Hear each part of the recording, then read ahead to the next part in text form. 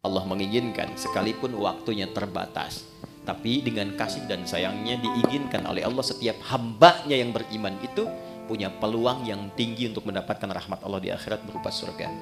Maka didatangkanlah setiap tahun 12 bulan itu dari sekian kesibukan 30 hari khusus untuk meningkatkan ketakwaan personal ini, sehingga meningkatkan peluang-peluang untuk mendapatkan rahmat di akhirat. Lulus puasa, jadilah pribadi yang lebih baik dekat dengan Allah, bersikap mulia terhadap sesama. Saat yang bersamaan mampu menata diri dari ujung kepala sampai ujung kaki menjadi pribadi yang lebih baik. Ayat-ayat paket puasa itu turunnya bukan di bulan Ramadan, turunnya di bulan Sya'ban, di tahun kedua Hijrah. Saya sebut ayat-ayat karena sebagian umat Islam ketika disebutkan puasa Ramadan fokusnya hanya di ayat 183 saja. Padahal kurikulum Ramadan itu satu paket, dari ayat 183 di surah Al-Baqarah sampai dengan ayat 187 di surah Al-Baqarah. Diturunkan di bulan Sya'ban di tahun kedua Hijrah. Dan sekarang kita sudah memasuki bulan Sya'ban di tanggal kedua di tahun 1444 Hijrah. Jadi berkesesuaian kurikulum ini dibahas saat ini dan sesuai dengan petunjuk atau sunnah Nabi Sallallahu Alaihi Wasallam dari segi historis dan dari segi persiapan-persiapan spiritual. Pertama, kenapa turunnya bulan Sya'ban? Sebulan sebelum dilakukan. Secara singkat kata para ulama, agar Nabi Sallallahu Alaihi Wasallam memiliki kelapangan waktu untuk menjelaskan semua yang terkait dengan baik itu keistimewaan ataupun juga teknis pelaksanaan Ramadan yang sempurna, sehingga menghasilkan kualitas Ramadan yang diinginkan oleh Allah. Nanti kita akan bedah apa yang diinginkan oleh Allah lewat Ramadan itu. Nah, dengan pendidikan sebelum Ramadan ini langsung dari Nabi, pendidikan Nabawi, maka diharapkan semua orang Islam baik di masa itu ataupun diteruskan kini sampai dengan sekarang itu memiliki kelapangan hati dan kesiapan untuk menerima apapun yang diperintahkan saat Ramadan, sehingga menghasilkan kualitas seperti yang diinginkan oleh Allah Subhanahu wa taala. Dalam bahasa Arab, seorang yang telah lapang sehingga menerima apapun dia siap melakukannya, maka dalam bahasa Arab itu disebut dengan marhaban namanya. Dari kata rahiba yarhabu. Jadi kalau orang Arab mengatakan marhaban ya akhi, selamat datang ya saudaraku, menyambut tamu misalnya, itu maksudnya saya betul-betul lapang menerima Anda. Silahkan, apapun yang Anda inginkan di sini boleh. Mau duduk silahkan, makan silahkan. Maka mereka mengatakan nazaltum ahlan wa halaltum sahlan. Disingkat ahlan wa sahlan. Nazaltum ahlan, Anda tiba di sini anggap rumah sendiri. Ya, nah, rumah sendiri kan juga tidak harus seperti yang punya rumah ya. Nah, silahkan makan, minum, tapi kan ngepel enggak ya. Ya, nyapu enggak ya. Jadi silahkan nikmati senyamannya. Halaltum ya, dan apa yang Anda sekarang mau nikmati semua halal. Silahkan. Itu orang mengatakan marhaban. Nah, kalau kita ingin melapangkan hati supaya apa yang datang apapun itu mudah kita terima, maka bahasa Arabnya tambahkan tasydid di kata kerja asal. Dari rahiba jadi rahhaba. Yurahhibu.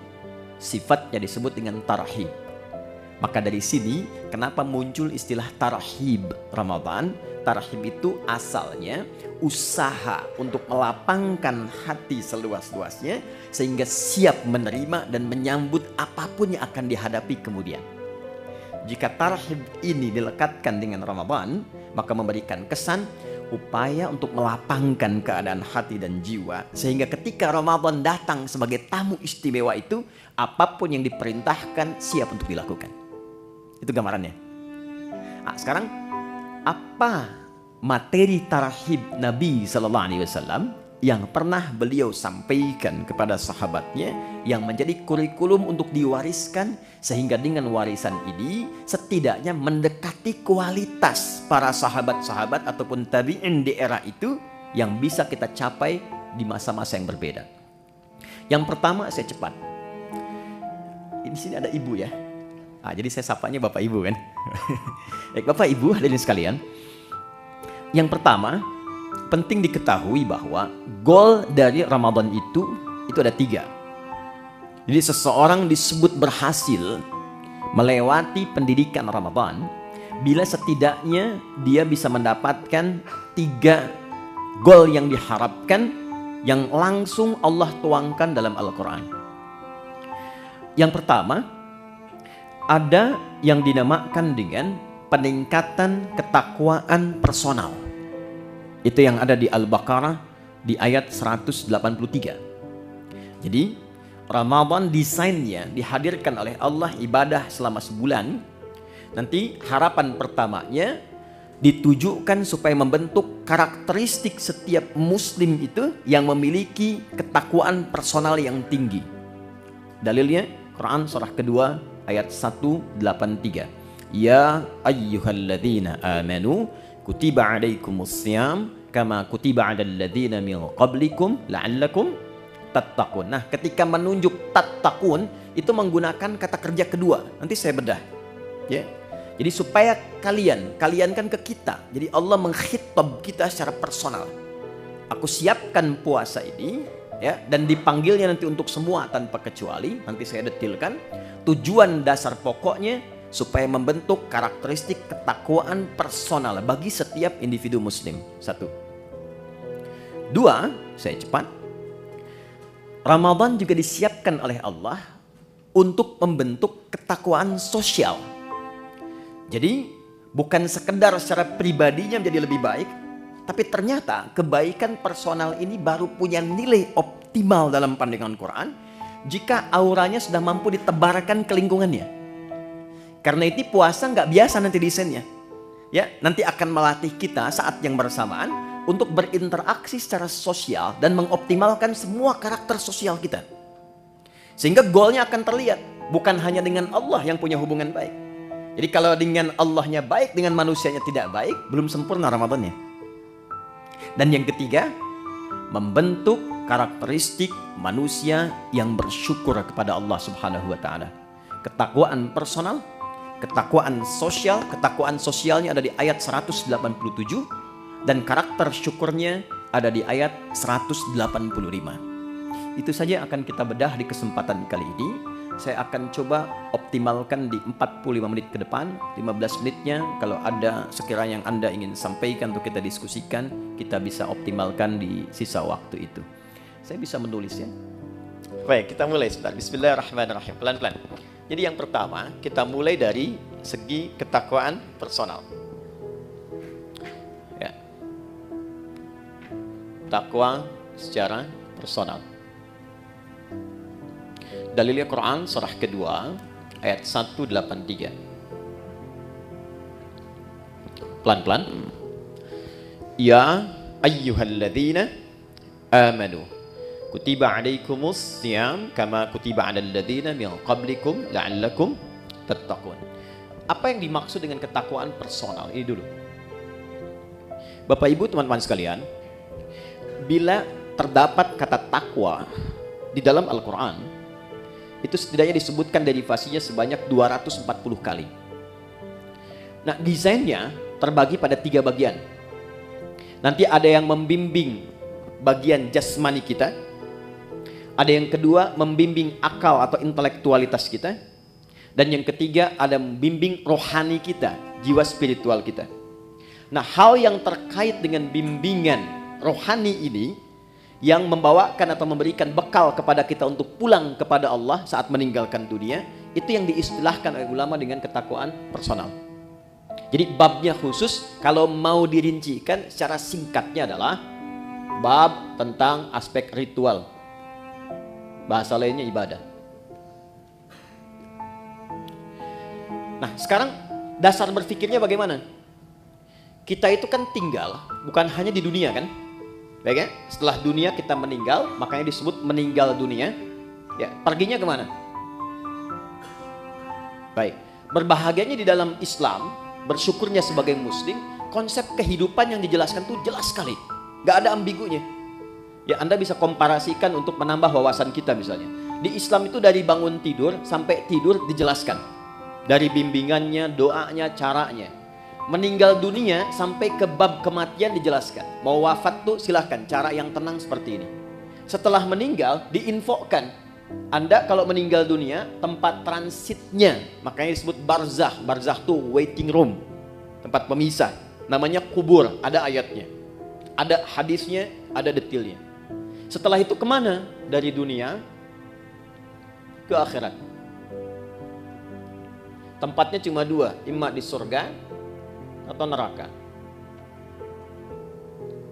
Ini tempat menunggunya disebut barzakh, alam pemisah. Alamnya disebut barzakh, tempatnya disebut dengan kubur. Jelas semua. Ayat, hadis, dalil, lengkap.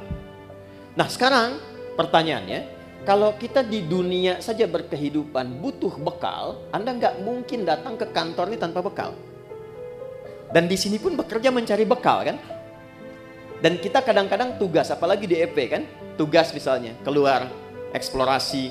Di setiap tempat kan punya aturannya sendiri ya. Datang ke Amerika, mata uangnya sudah beda, currency-nya sudah lain, bekalnya sudah berbeda.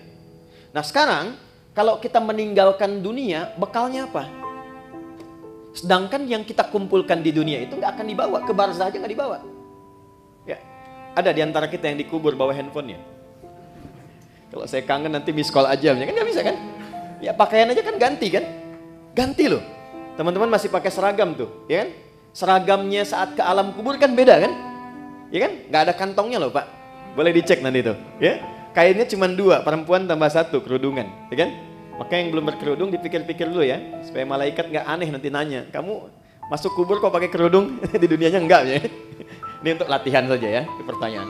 Balikin, jadi masuk ke alam kubur saja, kita sudah meninggalkan semua yang kita kumpulkan di sini. Karena hukum mengatakan setiap berpindah tempat, itu pasti bekalnya tidak akan sama. Pasti berbeda. Hukum ini berlaku fitrah saat berpindah kemanapun, apalagi berpindah ke sini dan ke sini.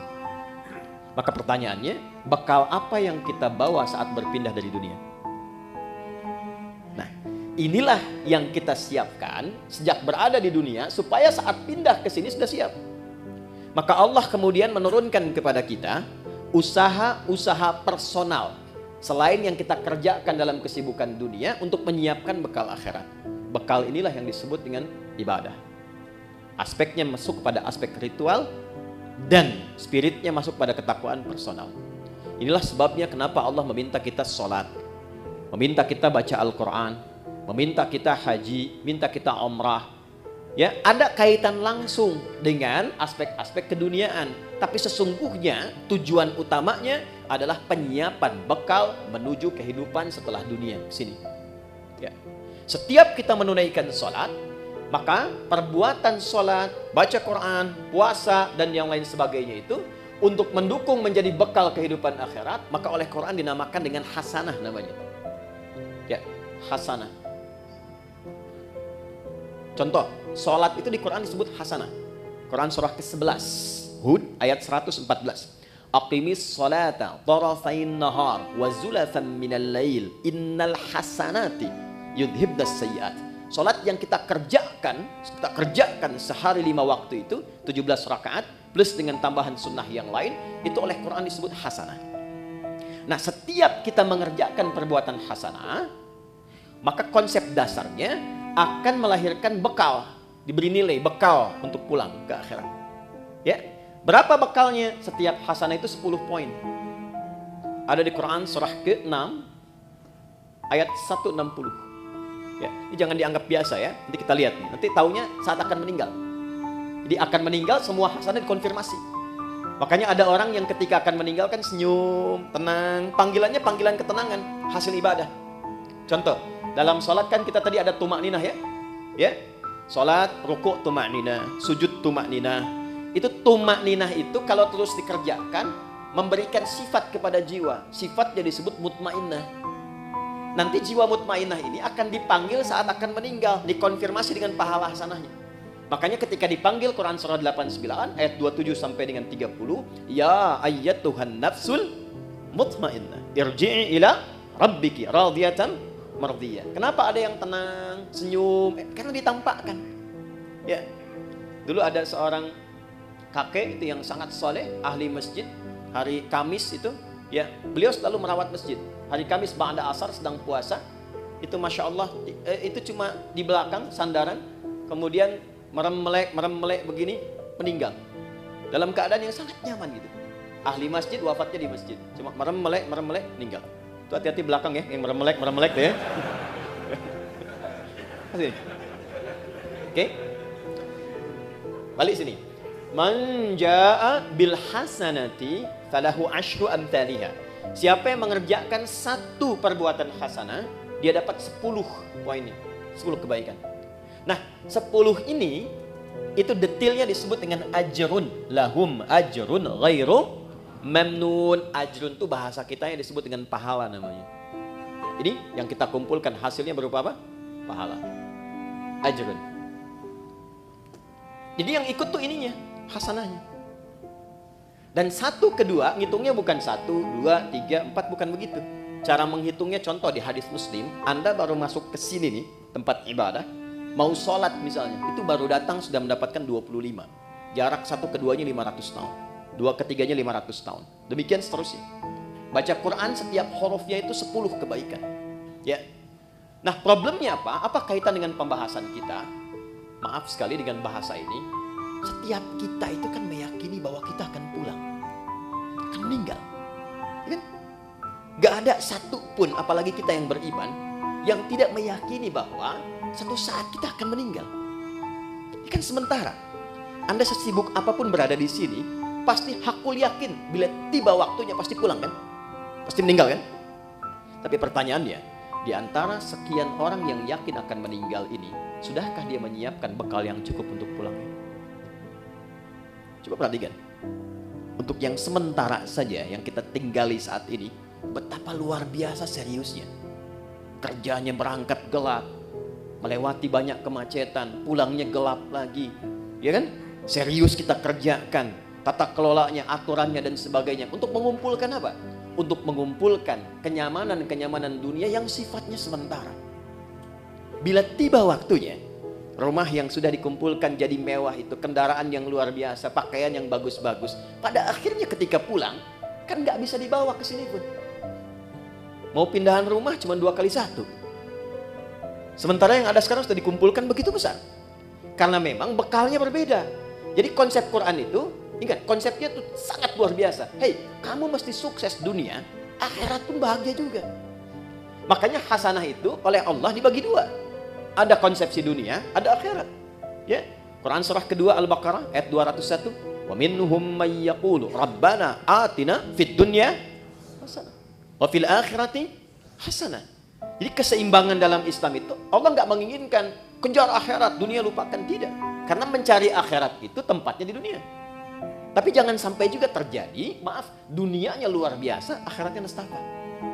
Nanti kita akan temukan pengaruh-pengaruh ibadah ini, ada yang terkait dengan dunia, tapi pokoknya adalah akhirat. Ini gambaran pertama. Nah, kenapa puasa? Kenapa puasa? Karena dari sekian kita beraktivitas, sekian lama diberikan waktu berkehidupan, kadang-kadang kebanyakan manusia lupa dengan tujuan berkehidupannya sehingga tidak siap untuk pulang. Contoh, kemarin di Pondok Indah saya sama-sama menghitung. Ini rata-rata usia berapa ya? Kita ambil 40 lah ya. Ya, entah ke atas atau ke bawah, 40 ya. Konsepnya begini aja, 40. Ya, 40 tahun itu kalau kita potong sedikit untuk tidurnya kira-kira berapa tahun? Akumulasi setengahnya lah ya. Dari mulai berkehidupan, tidur siang, tidur malam, kurangi 20 tahun. Jadi yang digunakan aktivitas 20 tahun. Oke. Dari 20 tahun ini yang dipakai ibadah berapa tahun? Kurangi kerja, makan, macam-macam. Ambil setengahnya ya. Jangan terlalu pesimis lah. Ambil 10 lah. Nah, ini yang dipakai sholatnya, ibadahnya, macam-macam.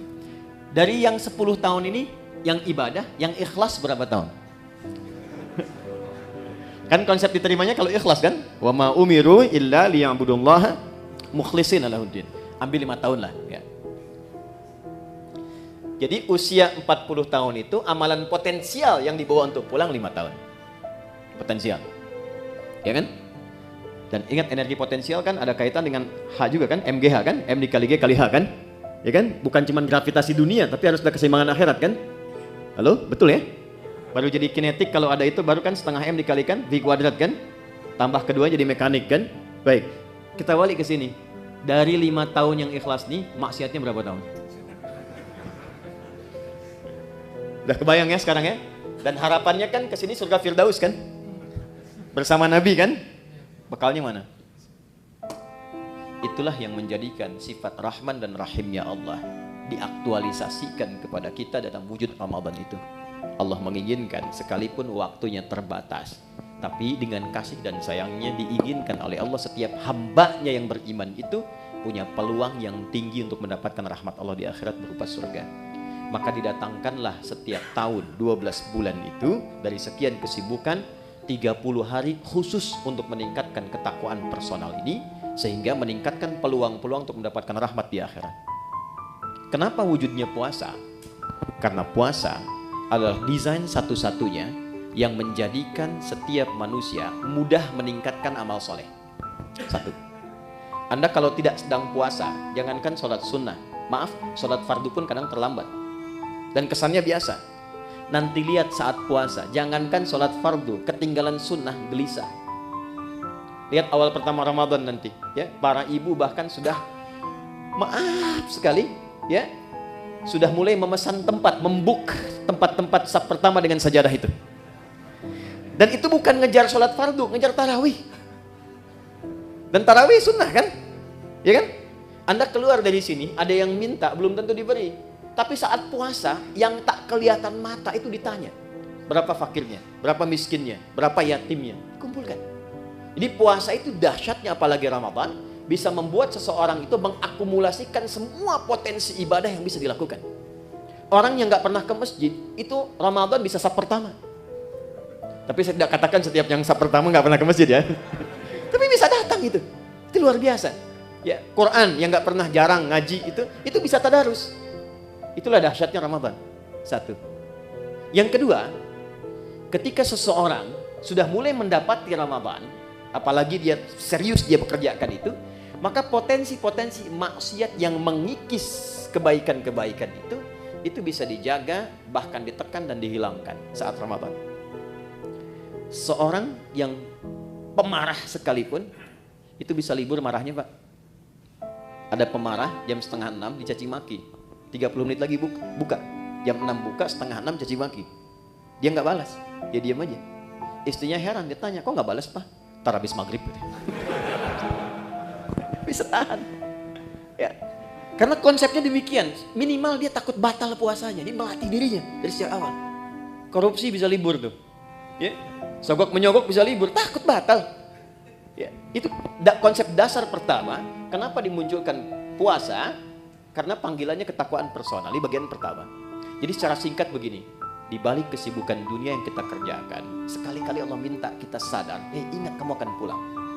Kalau memang belum bisa mendapatkan yang optimal, optimalkan Ramadan. Karena itulah saya cepat langsung ke ayatnya. Ini kalau waktunya panjang, saya bisa detilkan dari setiap huruf Quran. Contoh, waktunya panjang, cuma kesempatannya ini. Yuk, masuk ke Al-Baqarah 183. Saya ambil contoh singkat saja. Ya ayyuhalladzina aman. Saya ambil satu ini saja, itu kalimat.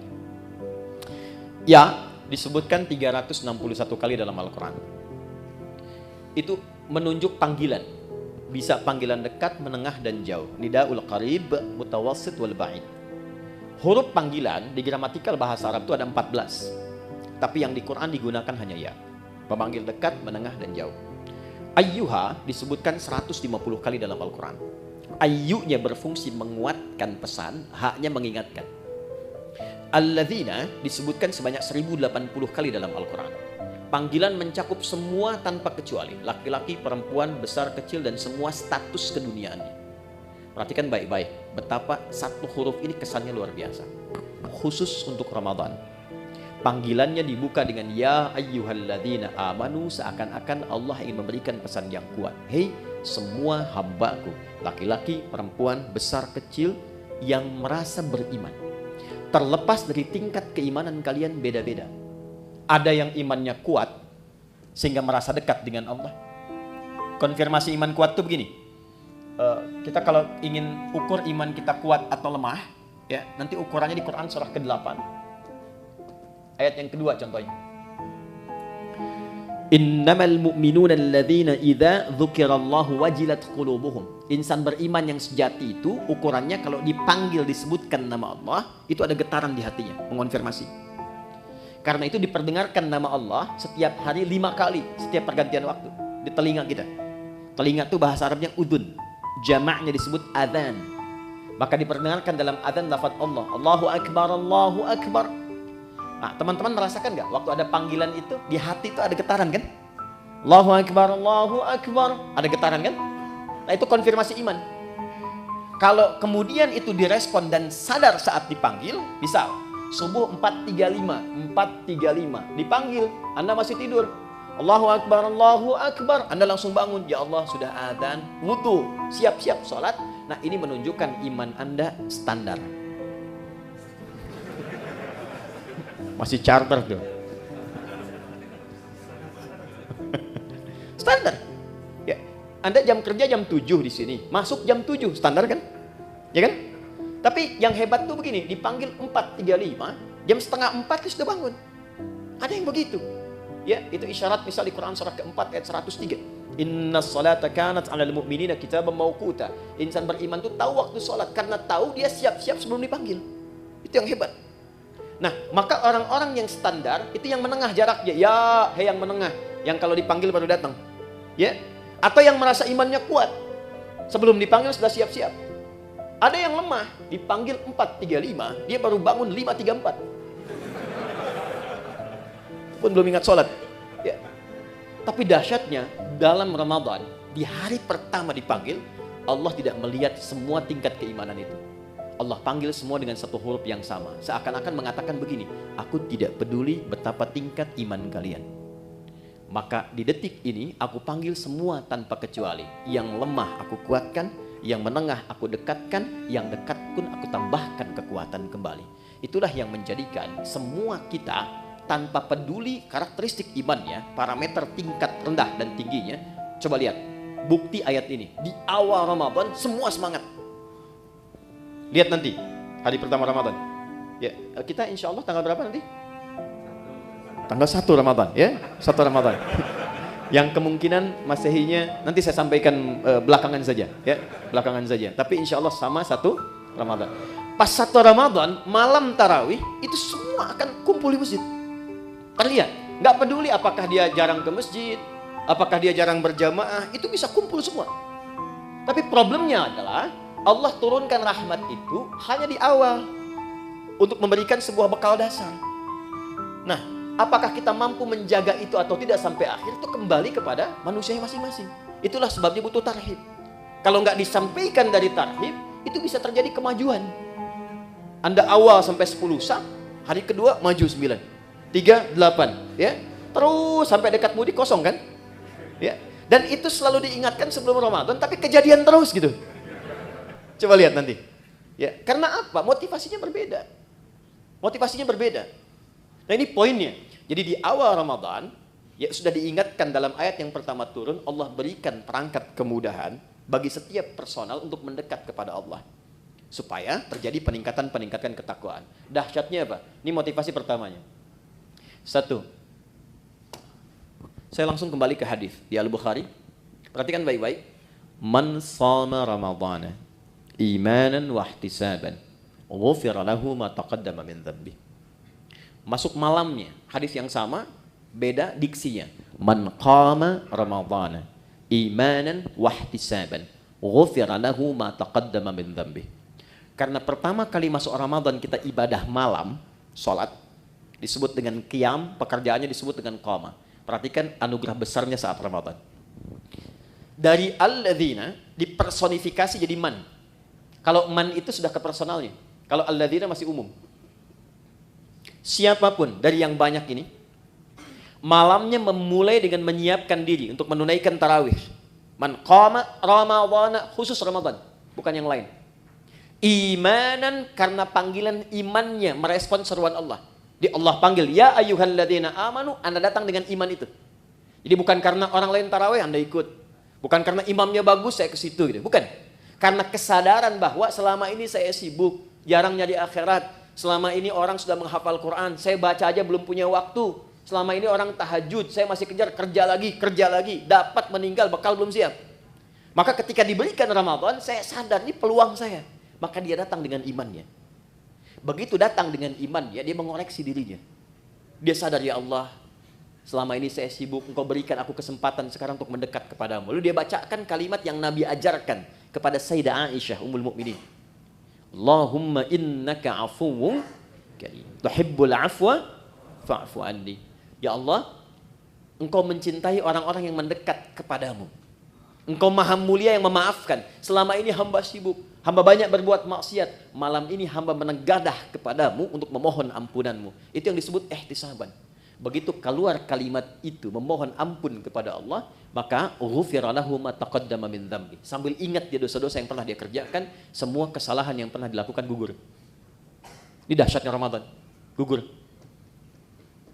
Makanya sering oleh Bilal itu saat Ramadan sering diingatkan kan? Ya, yang mengingatkan kadang-kadang saat Ramadan ada di samping imam itu, Allahumma innaka afuwwun karim tuhibbul afwa fa'fu anni. Diingatkan supaya menghadirkan rasa-rasa kenikmatan bertobat kepada Allah. Itu ketika Anda mengucapkan kalimat itu, maaf sekali, disertai dengan keimanan, bukan kalimat biasa. Anda ingat dosa yang lampau, ingat koreksi diri, memohon kemuliaan Allah, ghufira lahu ma taqaddama min dzambi. Semua dosa-dosa yang pernah dikerjakan, ditobati di malam itu gugur langsung. Kecuali utang ya, maaf. Utang tetap berlaku, ya. Utang itu harus lunas, bukan dengan taubat jadi lunas, tidak. Ya. Apa faedahnya? Begitu selesai, dosa diampuni, Anda bangkit misalnya, baru takbir, kemudian meninggal, itu Masya Allah. Meninggal di malam itu dengan taubat gugur semua, dapat satu amalan, sudah faqad waqa ajruhu 'ala Allah. Dosanya hilang, amalannya tumbuh. Jadi peluang mendapatkan rahmat Allah di akhirat ke surga ini menjadi lebih besar. Hisabnya ringan. Itu nggak ditemukan di waktu-waktu lain kecuali Ramadan. Kalau bersamaan itu dengan malam Al-Qadar, bersamaan, maka sholat yang pertama ditunaikan itu langsung pahalanya lebih dari 1000 bulan. Bukan sama dengan 1000 bulan, ingat. Ayatnya mengatakan Lailatul Qadri khairum min, khair min itu lebih dari, bukan sama. 1000 bulan itu kurang lebih 83 tahun lah kalau dikonversi. Lebih dari itu lebih banyak. Jadi kalau ada misalnya Anda ngaji tuh selepas tarawih, cuman baca satu ayat misalnya, Nun, pas malam Al-Qadar, itu nilai nunnya lebih daripada 83 tahun. Ada yang seharian bisa baca Nun. Ya, dan ingat di hadis Muslim, konsepsi pahala itu kan menutup dosa. Ya, pahala tutupin dosa, pahala tutupin dosa. Ini sholat nih ya, misal selesai sholat, ada yang menggibah dan nggak tanggung imamnya misalnya, ya gitu amat ya bacaannya, si amat aja nggak begitu ya, dia keluar tuh, dibicarakan, itu di hadis Muslim, pahala sholatnya langsung ditransferkan kepada orang yang digibahkan itu. Wasyatama hadza, wa qadhafa hadza, wa daraba hadza, wa safaka dama hadza. Ada yang berselisih, difitnah, itu langsung pindah. Jadi konsepnya yang soleh menutup yang salah. Nah sekarang berapa banyak yang dikumpulkan yang soleh itu? Sementara dari ujung kepala sampai ujung kaki, maksiat seringkali terjadi setiap detik sekarang. Mata udah salah lihat tuh, baru bangun udah salah lihat. Cek WA kan? Niatnya pengen lihat YouTube ceramah, yang keluar iklan yang tak pantas. Ya kan? Dilihat apa dilewat? Ya, dilewat sayang, gitu kan? Dilihat dosa, ya. Tapi kan iman yang menguatkan, lewat. Ya, istighfar lisan, astagfirullah. Ya, ingat meninggalkan maksiat itu ada pahalanya. Jadi ketika Anda skip atau Anda palingkan ada istighfar, dicatat pahala. Bukan cuma tinggalkan biasa, itu nahi mungkar. Nahi mungkar itu ada pahala seperti amar ma'ruf. Tapi harus bersamaan. Palingkan istighfar, bukan istighfar nggak berpaling. Astagfirullah. Balik sini, ini nutup nih. Jadi itu nggak ada kecuali Ramadan. Maka tumbuhkan motivasi, maaf sekali dengan bahasa ini, tumbuhkan motivasi bahwa Ramadan itu adalah momentum kita untuk mengejar husnul khatimah. Itu poinnya. Maka di ujung ditutup dengan kalimat kama kutiba 'alal ladzina min qablikum la'allakum tattaqun. Diharapkan dengan meningkatnya ibadah di bulan puasa ini, Ada kesadaran personal dalam diri kita bahwa kita suatu saat akan pulang, dan bekal pulang itu cuma takwa. Cuma takwa. Karena saat kita roh ditanamkan pada jiwa, itu membawa potensi takwa. Jadi begitu roh masuk ke dalam jiwa kita, menjadi nafas, diserap ke dalam bahasa Indonesia menjadi nafas, bisa bernafas tanda kehidupan. Nafas itu kalau sudah masuk ada takwanya. Di mana ditemukan? Quran surah 91 ayat 7 sampai 10. Wa nafsi wama sawaha fa'alhamaha fujuraha wa taqwaha. Makanya potensi takwa itu dioptimalkan dalam bentuk ibadah. Setiap ibadah itu pasti ada takwanya. Kita sholat barusan, sholat itu dibuka dengan kata iman dan takwa. Dzalikal kitabu la raiba fi hudal lil muttaqin. Siapa orang takwa di situ? Alladzina yu'minuna bil ghaib wa yuqimunas shalah. Puasa jelas. Haji, nanti mau haji itu. Itu takwa ujungnya. Al-Baqarah 197, wa tazawwadu fa inna khairaz zadit taqwa. Itu poinnya. Jadi secara singkat, kalau kita dengar kata Ramadan, Ramadan, Ramadan, sandingkan kalimat itu dengan kata pulang. Yuk, jadi kalau sekarang masih kita abai dengan Ramadan, tanyakan aja, kalau meninggal siap nggak bekalnya? Ya, saya tutup dengan satu bagian pertama ini dengan satu kalimat dari Jibril alaihissalam yang Nabi langsung like, kita wajib share, nggak usah komen lagi. Ya, perhatikan komentar Jibril alaihissalam ketika Nabi akan naik ke mimbarnya. Mimbar Nabi itu ada 3 gundakan, step 1, 2, 3. Begitu naik, kata Jibril alaihissalam, ini ada di Al-Mustadrak karya Al-Imam Al-Hakim Naisaburi. Kata Jibril alaihissalam, rahima anfu rajulin au bu'dan, celaka seseorang dan akan jauh dari rahmat Allah, liman adraka ramadhana falam yughfar lahu, yang sudah disampaikan ke Ramadan tapi tak mampu mengonversi Ramadan itu sebagai rahmat untuk meningkatkan ketakwaan dirinya, sehingga tak mampu diampuni oleh Allah Subhanahu wa taala. Dikasih sehari Anda nggak tobat, ada kedua.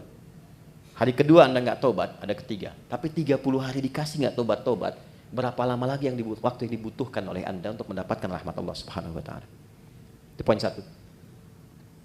Pengingatnya saat selesai Id nanti. Dari kata ada ya'udu, tempatnya disebut ma'ad. Waktunya disebut dengan mi'ad. Innallaha la yukhliful mi'ad, waktunya. Innal ladzi farada 'alaikal qur'ana laradduka ila ma'ad, tempatnya.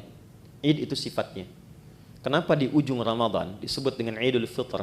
Bukan hanya mengembalikan ke waktu kita makan lagi, Idul Fitri, tapi mengingatkan bahwa satu saat kita akan pulang, dan pulangnya membawa jiwa yang suci, yang penuh dengan nilai ibadah. Ya, illa man atallaha biqalbin salim. Nah, itu ditunjukkan setiap kali selesai puasa. Berbahagianya di Indonesia ini, kebiasaan Id ini muncul. Mudik kan? Ya kan? Mudik itu kan pulang ke Udi kan? Pulang ke kampung kan? Dan yang pulang, itu berani pulang kalau punya bekal. Saya pernah tanya pada seseorang yang nggak mudik, kenapa Anda nggak mudik? Nggak punya bekal, Ustaz? Nggak punya bekal.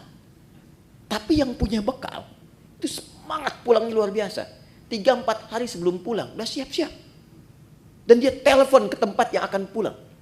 Maka di tempat itu ibunya, saudaranya udah siap-siap ngecat rumah. Makanan diada-adakan, siap penyambutan. Kadang-kadang kan terjadi yang luar biasa ya. Luarnya seperti kaleng biskuit, dalamnya rangginang kan. Saya nggak sebut nama produk supaya nggak endorse ya. UMKM nggak apa-apa gitu. Itu semua disiapkan. Dan yang akan pulangnya, itu saking bangganya, walaupun kendaraannya kecil, bekalnya banyak. Motornya kan bebek kan, tapi bekalnya singa kan. Coba lihat, dusnya ditambah lagi pakai pelepah kurma, sampingin lagi pelepah pisang tuh ya kalau di sini. Ya, pelepah pisang tambahin dus, tambah lagi. Dan dia tuliskan, aku pulang sayang. Kenapa? Karena siap. Di akhirat tuh begitu. Ketakwaan personal, ini wujudnya dari sholat, puasa, Quran, haji. Ini yang menjadikan pintu-pintu surga bergantung dengan amalan ini. Di surga itu ada 8 pintunya. Dan 8 itulah amalan pokok kita. Makanya nanti ada yang dipanggil dari pintu puasa yang rajin puasa, pintunya Ar-Rayyan. Ada pintu babus sholah, pintu tahajud, pintu sedekah. Pastikan Anda menekuni ketakwaan personal itu di sisi yang mana sehingga punya kebanggaan saat pulang.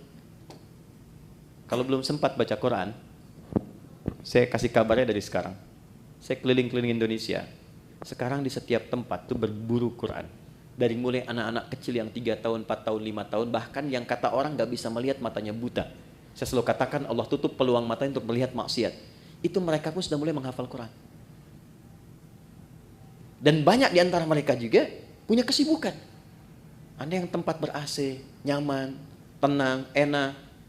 dengan semua fasilitas belum mampu mendekat kepada Allah, maka bandingkan dengan orang-orang yang kerja di lapangan. Ada satu tempat, istrinya itu suka ngambil suluh, suaminya kerja serabutan. Tapi kalau orang datang ke situ, itu Masya Allah, semua yang terbaik dihidangkan, makanan, ikan, dan sebagainya. Dan istri akan mengatakan, Alhamdulillah, Abi itu kalau pulang, Allah kasih uang banyak sekali. Berapa sebulan? Ya kalau nggak 500, 700 ribu. Tapi tahu gak Anda? Istrinya hafal Quran 30 juz dan suaminya 7 riwayat. Dan mereka bekerja dalam diam. Dunianya hasanah dan mereka menyiapkan akhirat yang sangat dahsyat untuk pulangnya. Karena di antara yang diparadekan oleh Allah untuk pulang itu dan diperintahkan malaikat berjajar di setiap pintu surga menyambut, itu ahli Al-Quran. Makanya Ramadan kita punya kebiasaan mendalami Al-Quran, salah satunya untuk itu. Nah, jadi kita lihat spirit pertamanya itu. Jadi nanti saat akan ke Ramadan, siapkan agendanya dari sekarang. Ini kurikulum yang Nabi ajarkan. Ya, mohon maaf dari sekarang.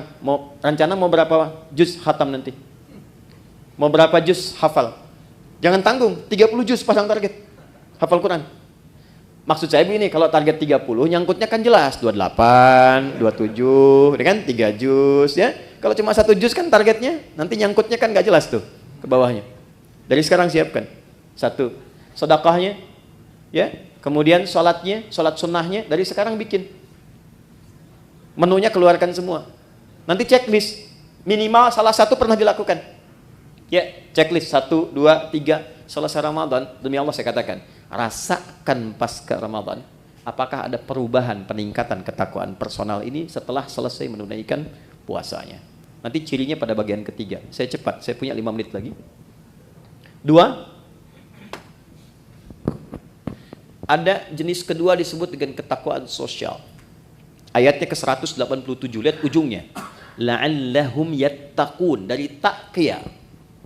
Kalau tak itu Anda, kalian, personal. Kalau ya dibicarakan dia. Kalau dijamakkan tambah di ujungnya, yattaqun, mereka. Jadi bukan hanya membentuk secara pribadi untuk kita, tapi interaksi dengan lingkungan sosial kita. Hablum minan nas, hablum minal makhlukat. Maka ciri orang yang berhasil puasanya bukan hanya baik secara personal, tapi implementasi kebaikan personal itu bisa dilihat dari perbuatan baiknya dengan sesama. Makanya saat puasa, anjurannya bukan sekedar meningkatkan ibadah pribadi. Pernah dengar hadis ini di At-Tirmidzi? Siapa yang memfasilitasi bukaan untuk orang puasa, walaupun 1 biji kurma saja, 1 kurma, ataupun sehirup air saja, maka dia mendapatkan pahala yang sama dengan yang berpuasa itu tanpa dikurangi sedikit pun. Pernah dengar hadisnya? Hadisnya sahih. Tapi jangan salah menyimpulkan ya, bacanya pakai ilmu hadis. Ya nggak usah puasa, fasilitasin aja kurma. Dia nggak begitu. Ya Anda fasilitasin, Anda nggak puasa, Anda dosa, Anda batal. Jadi ruginya 2 kali. Ya, maksudnya apa?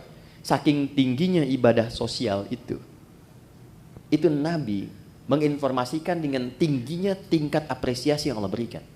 Jadi kalau di Quran itu atau di hadis ada motivasi dengan pahala yang tinggi, ini menunjukkan kualitas amalan itu dahsyat, tinggi. Ya, dan banyak sekali terkait dengan puasa itu amalan-amalan sosial, sedekah, infak, memuliakan yatim, zakat, ini kan sosial semua. Tapi pernah nggak teman-teman kita semua rincikan itu formulasinya kemana? Contoh misalnya, kan ada zakat, ada infak kan?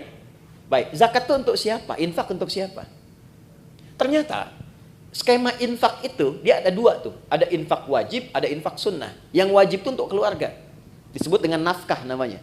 Ya, maka kewajiban kita memuliakan istri, memuliakan anak, cari sekolah yang mendekatkan dia dengan Allah, cari pakaian yang menutup aurat supaya Allah senang. Ya, gambarannya itu wajib dan ada pahala.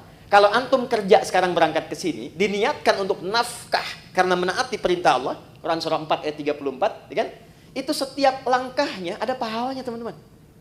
Jangan dikira biasa. Dan kalau antum rajin tahajud, itu dibimbing untuk meningkat karirnya. Quran surah 17 ayat 79 sampai 80. Ini agak cepat aja karena kita sedikit lompat-lompat. Saya balikan, itu nafkah pertama. Niatkan sebagai ibadah dan antum pun akan terjaga. Kalau diniatkan ibadah, antum nggak akan terjebak korupsi. Malu lah masa ibadah berbuat kotor. Ada orang minum bir misalnya pakai bismillah. Bismillahirrahmanirrahim, berkurang dikit dah dosanya gitu kan? Enggak ada. Ya. Orang kalau mau korupsi juga kalau sedang merasa ibadah nggak mungkin dilakukan. Dia akan terjaga. Nah, tapi yang terkait dengan Ramadan ini, saya mau tarik ya. Nih, ke infak sunnah? Saya perhatikan banyak mencarinya keluar dulu. Padahal konsep dasar utamanya adalah ke dalam dulu. Quran surah kedua, ayat 2:15. Mungkin ini agak baru. Yas'alunaka madza yunfiqun. Mereka bertanya kepada Muhammad SAW, apa yang akan diinfakkan dan kepada siapa? Kata Allah, qul ma anfaqtu min khair. Katakan kalau mereka ingin infak, berikan kualitas yang baik, yang terbaik. Pertama lil walidain, orang tua. Ini dulu. Coba jauh-jauh infak bahkan sampai ke luar negeri dan sebagainya, nggak dilarang. Tapi lihat orang tua sendiri, sudah diinfaki belum? Berapa di antara anak-anak yang mengirimkan bukaan pada orang tuanya? Yang mentransfer untuk persiapan Ramadannya? Itu disindir keras oleh Al-Quran di Quran surah 46 ayat ke-15. Bahkan kata Quran, kalaupun Anda sudah sukses dan menikmati kesuksesan itu, mungkin, maaf ya, ini isyarat Quran ya, kesuksesan itu didapatkan bukan hanya kerja-kerja keras Anda. Saham Anda mungkin 30%. 70%-nya ibu yang sering tahajud minta sama Allah nangis. Ayah yang dengan peluh keringatnya luar biasa. Gak apa-apa ya Allah saya mencangkul anak saya, yang penting jadi direktur. Gak apa-apa ya Allah saya tidur di amparan-amparan, yang penting anak saya bahagia di kemudian hari. Itu disindir keras. Makanya ketika Anda sukses, doa pertamanya menyertakan orang tua. Rabbi auzi'ni an ashkura ni'mataka allati an'amta 'alayya wa 'ala walidayya. Maka ketika Anda menyiapkan pos infak saat Ramadan nanti, yang paling prioritas pertama orang tua. Ini dulu. Nah, ini desain pertama akan memperbaiki hubungan-hubungan sosial yang tingkat pertama dengan orang tua. Mungkin hebat sholatnya, ternyata dengan ibunya bermasalah. Ya, hebat puasanya, sunnah dikerjakan, dengan ayahnya belum selesai masalahnya. Tuntaskan dulu. Ini skemanya. Wal aqrabin, kerabat terdekat. Nomor 2. Wal yatama, baru naik ke anak yatim.